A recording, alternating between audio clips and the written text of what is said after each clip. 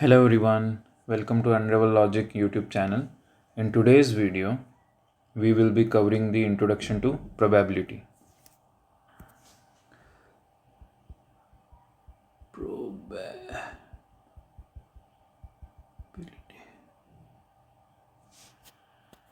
So let us understand this concept a bit intuitively first, and then we'll delve into the formal definition and the formulas and everything. Okay. So we need to understand the concept of certainty and uncertainty first to begin with.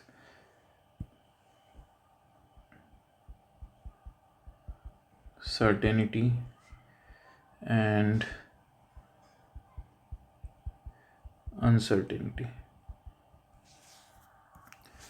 You must have seen the rain forecast before going out of your house.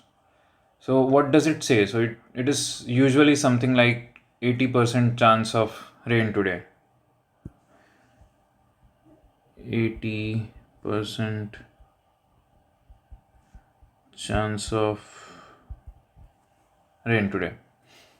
So what is this 80% chance? So it doesn't say with certainty whether it will rain today or not. It does not give you a definite answer that whether it will rain today or not. So it tells you that there is an 80% chance of rain.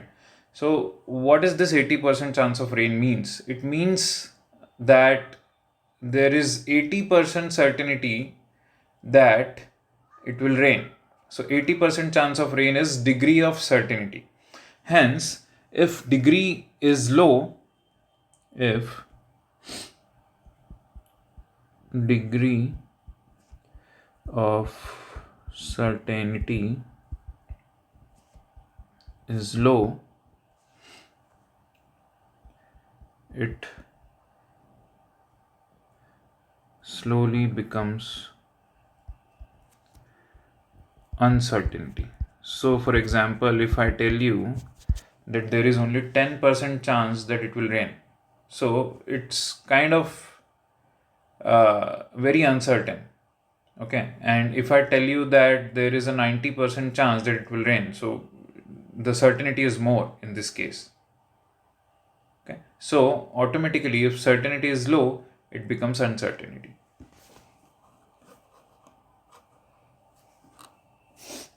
So probability is a mathematical way of defining the degree of certainty or uncertainty.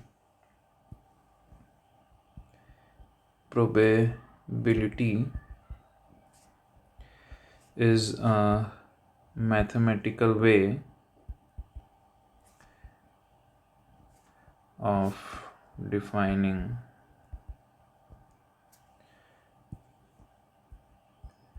certainty or uncertainty.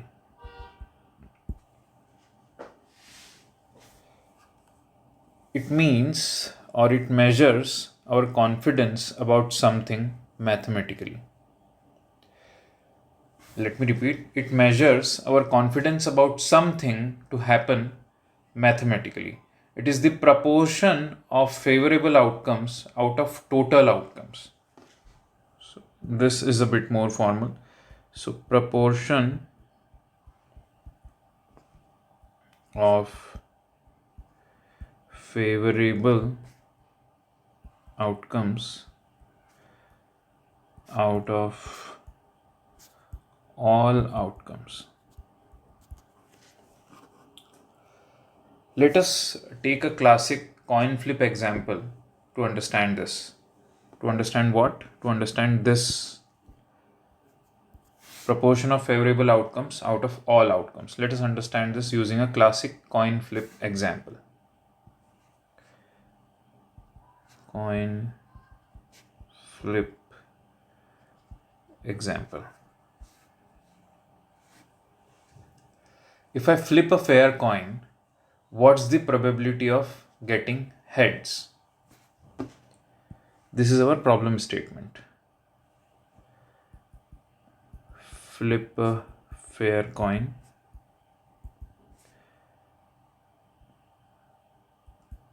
Probability of getting heads. So let us put this formula or our definition in action. So proportion of favorable outcomes out of all outcomes. So let us understand what are the total outcomes or all outcomes. So total outcomes is equal to 2. So once you flip a coin, it can land a head or it can land a tail. So 2 outcomes.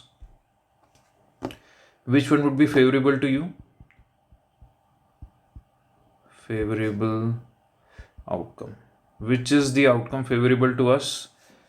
We are finding probability of getting heads. So this is the favorable outcome for us. So favorable outcome is 1 out of 2. So proportion of favorable outcomes out of all outcomes. So all outcomes are 2, favorable outcome 1. So proportion of favorable outcomes out of all outcomes. This is our probability of finding heads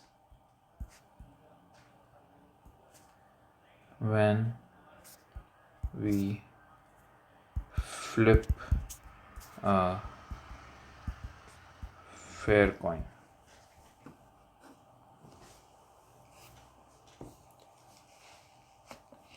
So this is the probability that we got, and this can also be written as 0.5, half, 0.5, whatever, 50% chance.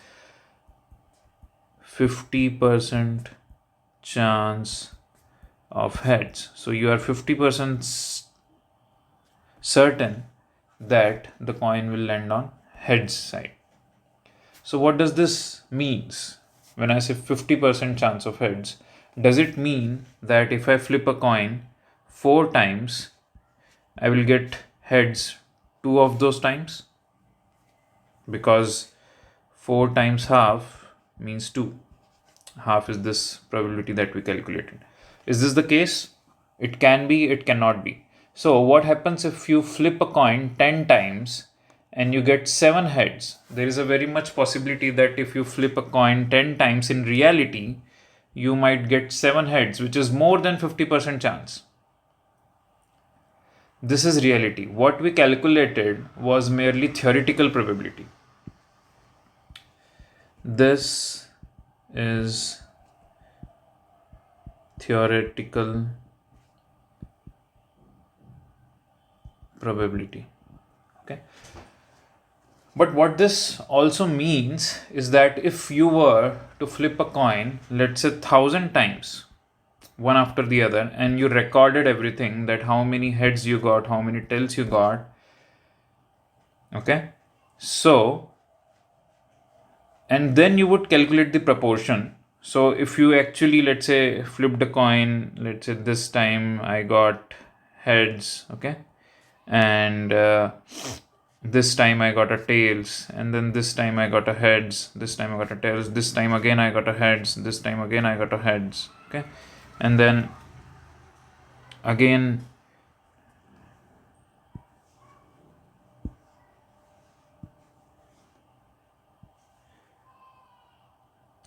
tails, heads, and then again tails, and then heads, 0. Okay. So what happens is that if I flip it too many times, so what, and then I calculate the proportion. Okay. And then I calculate the proportion. So how many were the favorable outcomes? 1, 2, 3, 4. How many are the total outcomes? 1. So how many were the total flips basically? 1, 2, 3, 4, 5, 6, 7. So we did 7 flips. Okay. And how many heads did we get? So 1, 2, 3, 4.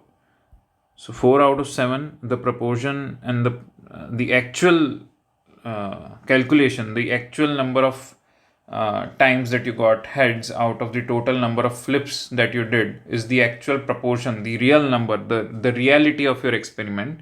So what is that? So that should come to, I think, 0.57 something something. Okay. So see, if you see, this number is very close to the probability that you got, which is 0.5, right? So very, very close. And if you repeat this a lot number of times, let's say 1,000 times, 10,000 times, the number would get closer to 0.5. It would be something like 0.51 something something, or 0.509778, whatever. Yeah, something like that you would get. So that is what this probably means. Okay, this means, yeah, and that would justify the theoretical probability that we calculated if you do it a lot many times.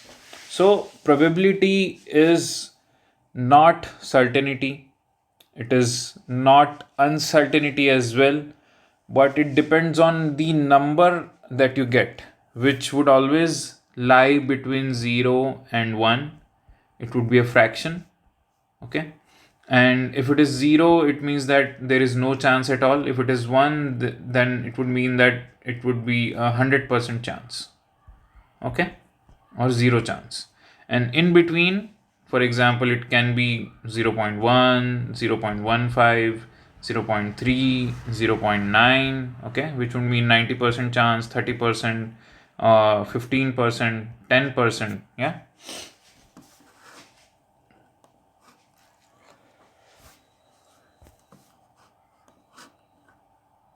Let us do a few more concepts using an example. Okay. Our next example is another classic example, which is rolling a dice.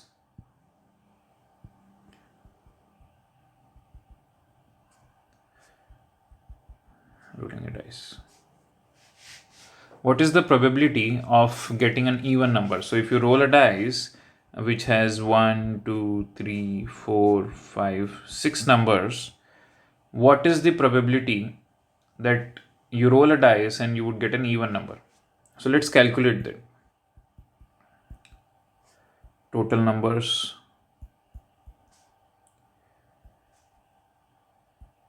1, 2, 3, 4, 5, 6. So 6 numbers. Okay. Even numbers out of these numbers: 2, 4, 6. 3 numbers. 3 are even out of these 6. So what is the probability? Probability even number. And that is how we can notate this. And it would be favorable outcomes. So 3 are favorable outcomes. If it comes to 4 or 6, these 3 are favorable to us. Total outcomes, total number 6. What is the probability? Half. 50% chance again that you roll a dice and it will land on an even number. So every time you roll a dice, there is a 50% chance of it being an even number. Okay. So what does it mean? So for example, if you roll a dice 3 times, 1, you get 3, because it was a 50% chance that you could get either of 2, 4 or 6, or you could get either of 1, 3 and 5. So since it was a 50% chance, you got 3. You roll a dice once again. This time you get a 5. You roll a dice once again. This time you get a 2. But if you observe, in reality, this is not 50%. Okay. Yeah, this is close to it. Let's say you roll a dice once again and the number comes as 1. Now, out of 4 dice rolls, only one number came to be as even. But your probability told you that there is a 50% chance. So, are we expecting that 2 numbers would have come even? No. Every time you roll a dice, there is a 50% chance. Okay? Yeah. Every time you roll a dice, there is a 50% chance. However, if you roll a dice too many times and then you calculate the proportion just like we did in our coin flip example, then there is a high chance or 50% chance that you would get 50% even numbers. Okay. But in reality, every roll dice would have a 50% chance. Okay. And cumulatively, out of all your dice rolls, if you roll the dice too many times, 50% of the times, close to 50% of the times, you would find that you would have gotten an even number, which is either 2, 4, or 6. Okay. Think about it. This is something that you need to think about. Okay. Now let's complicate this a little bit. What happens if I roll two dice at the same time? What is the probability that they both give us even number?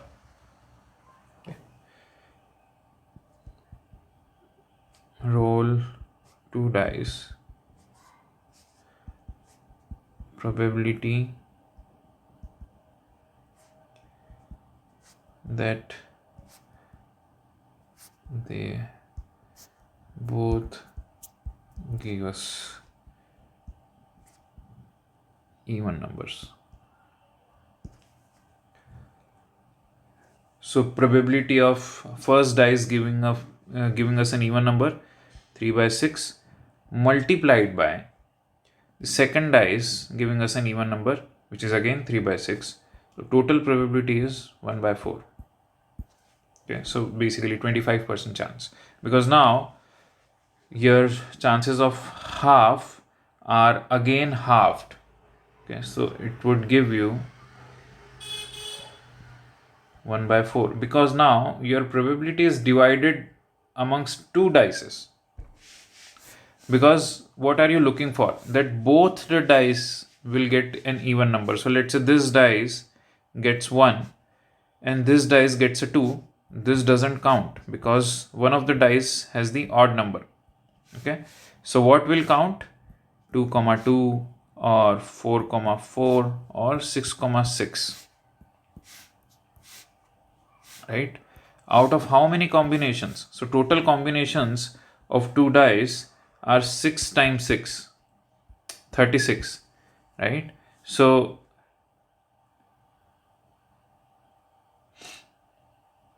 yeah, and then how many of these can be even? So these can be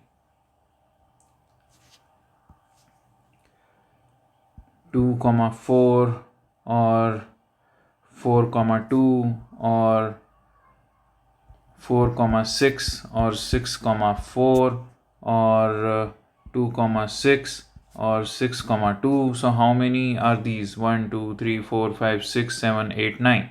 Yeah.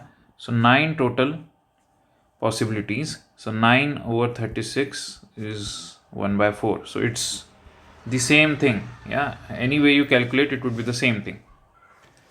The reason we are multiplying is because there can be 3 into 3 combinations of even numbers and 6 into 6 combinations of how 6 numbers can combine for both the dice, which I already explained, right? So whichever way you calculate, it would be one and the same thing. Now let's understand the concept of independent and dependent events. So this is important. Independent and dependent events. So let us again understand why the coin flip. So flipping a coin 2 times. The first flip won't affect the second flip in any way. Hence, these are independent events. So let's say you're flipping a coin. So you flip a coin once, you get heads. Then you flip a coin once again, you might get tails. You flip a coin once again, you get tails again. Because every time there is a 50% chance of either heads or tails coming. Every time. So this is independent. So this coin flip is independent of this coin flip, number first. Okay. There is no relation between these two coin flips, the outcome of these two coin flips. So this can be heads, this can be tail or heads, this can again be tail or heads. It doesn't really matter which one you got here. This can be tail or heads because it has a 50% of chance, 50% chance. Okay. So this means they are independent events. Now let's understand dependent event. Okay, so this was example of independent events. Now let us take an example of dependent event. Okay, so what if I pull two cards out of a deck of 52 cards? So I have a deck of 52 cards, playing cards, and I need to pull out two cards. So if I pull out first card, it is heart, any of the heart. Okay, what is the probability that the second one is a heart too? Second one, heart, question mark. What is the probability that this one would be a heart too? So let us calculate the probability of first card. So probability of first heart,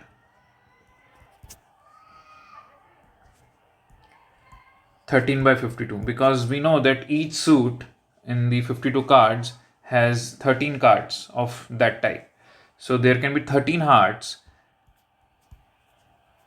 and total cards are 52. Yeah, favorable out of total. Okay. So probability of second heart.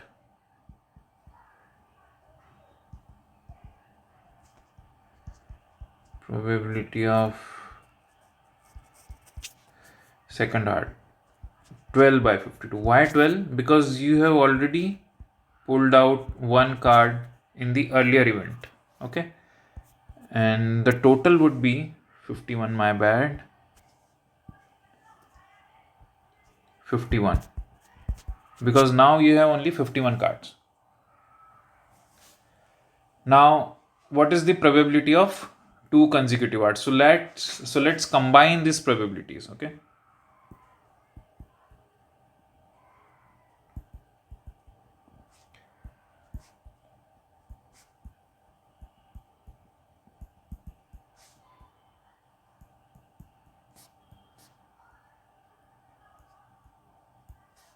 (13 by 52 times 12 by 51.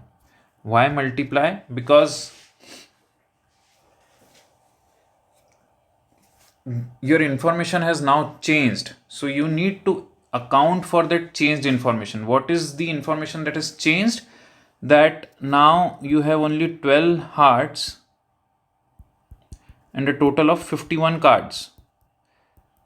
That information has changed. What information has changed? That one card is removed from the deck of 52 cards and that was a heart. So you have to subtract 1 from 13 of hearts, which is 12, and 1 from the total cards, which were 52. So you need to account for this change, that what was the earlier state and now in the new state you need to find the probability of the second card, which should also be a heart. So that is the reason you are multiplying. Okay, that is the reason you are multiplying, because this event needs to know what was the state earlier, and this event needs to know what will be the state now. Okay, I mean, we cannot go into future, but this needs to know what was the past.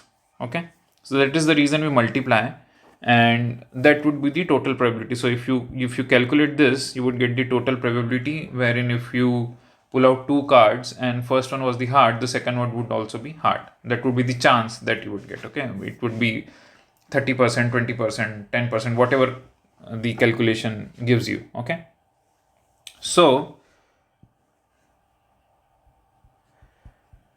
probability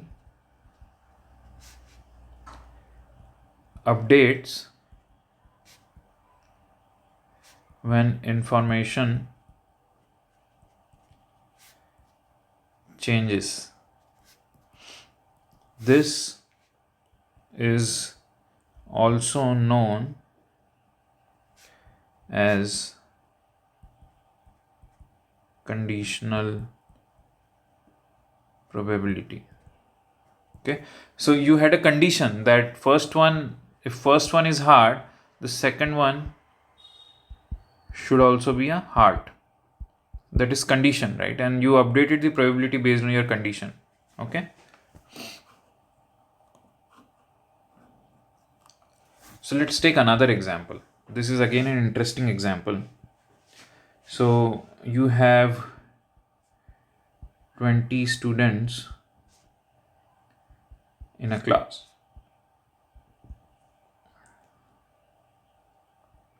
10 like math, 6 like science, and 4 like both. Okay, given a student likes math, what is the probability that they also like science? So this is the same example, similar example as before. So if you pull out first card, if that's a heart, what is the probability that second one is also a heart? So this is again conditions given to you. So given a student likes math, what is the probability that they also like science? Let us find out the probability that a student likes math. So what is the probability that a student likes math? So let's write P math. 10 by 20, because total students are 20, 10 of those students like math. So the probability is like 1 by 2, which is 50%. Yeah. Now let us find students liking science given they like math. Yeah.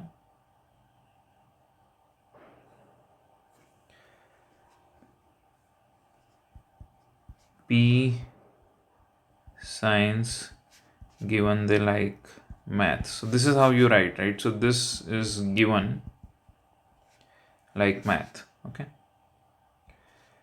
So 4 students like math and science. It is given to us. Okay. 4 students like both math and science. Out of total students, 20. Total students. Okay. So the probability is total probability. That's how you would calculate, right? That math given science is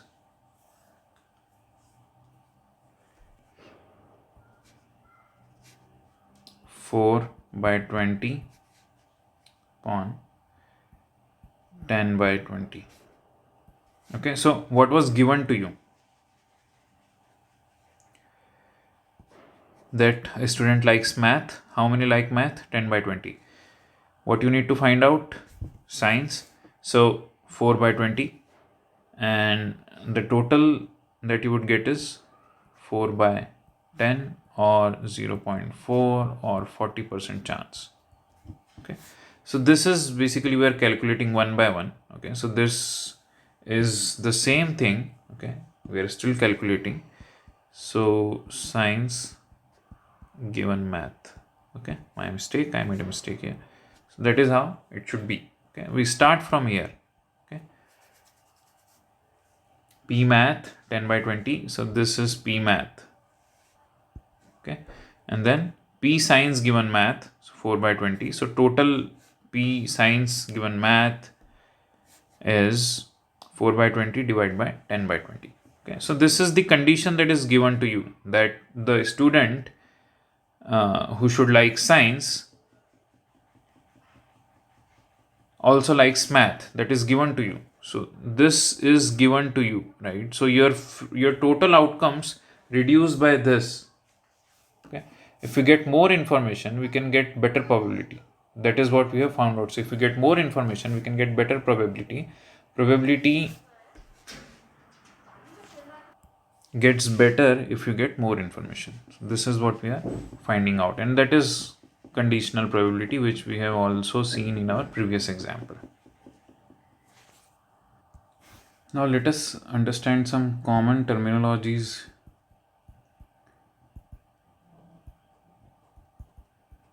related to probability. Sample space.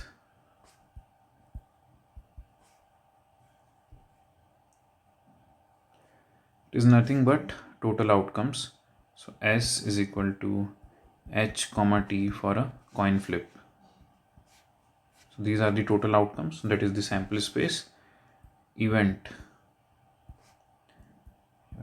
A. So let's say we are tossing a coin.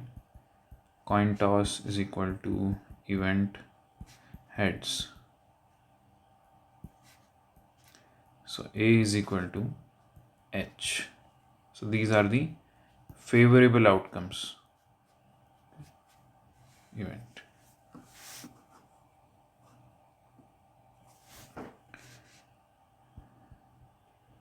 Probability of an event A happening is written as P of A. Okay.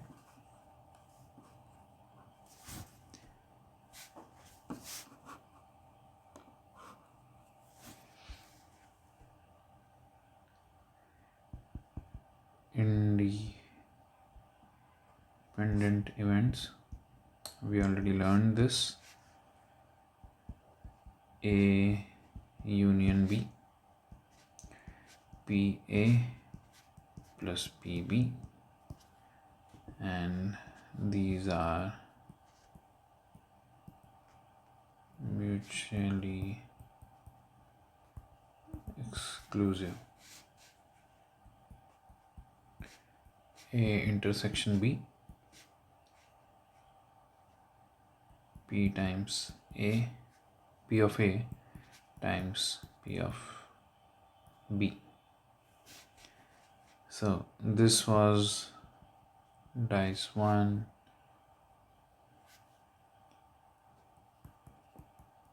dice 2. This can result in 2, this can result in 3. Okay, so basically odd and even. These are mutually exclusive. So the first roll of your dice is independent of the second roll of your dice.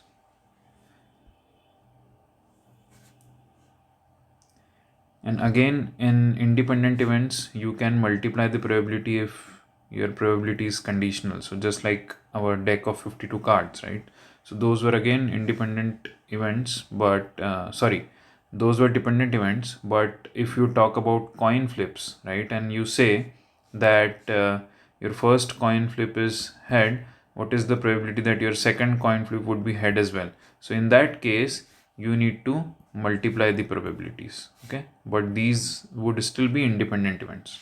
My mistake, I took the cards example here. It's not an independent event, that was a dependent event. Okay, but this would be the example of independent events where you would multiply the probability. Okay. Conditional probability.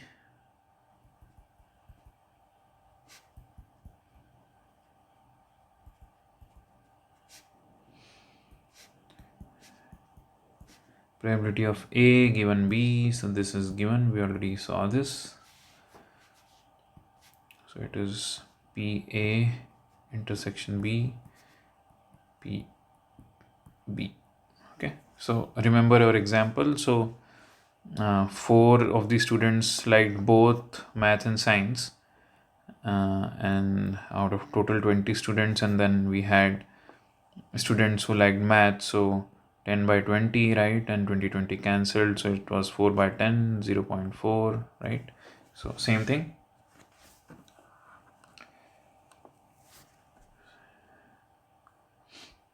So probability of A not happening, this is not, okay, is equal to 1 minus the probability of A happening, because total probability is always 1.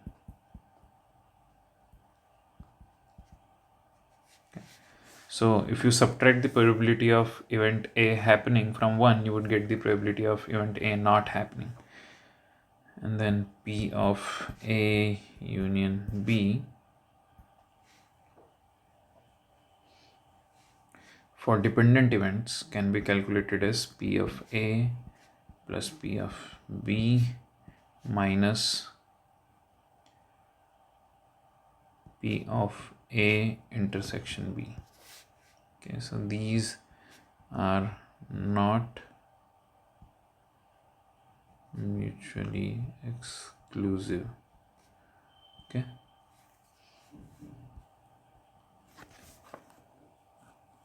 Why are we subtracting this A intersection B? Because let's say if I show you the Venn diagram, this is A, this is B, and this is A intersection B.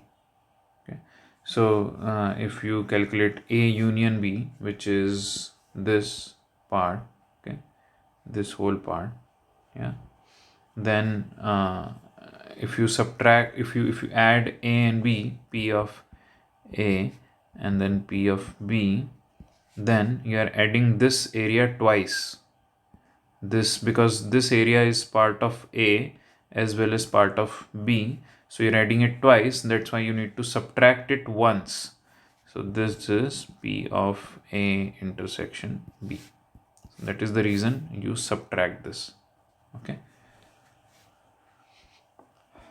So yeah, when to use, when not to use. There is no when to use and when not to use when it comes to probability. This is something that you would face again and again in the future concepts that we'll be studying. So you need to understand this very nicely, and you need to think about it from time to time, because these concepts are a bit confusing at times, and you really need to think through and understand very logically that what's happening. Are these independent events? Are these dependent events? Is this a conditional probability? Can we use this formula wherein we subtract the probability of an event happening from 1 to get the probability of event not happening? Because sometimes it is really easy this way. So you need to understand this, think about it.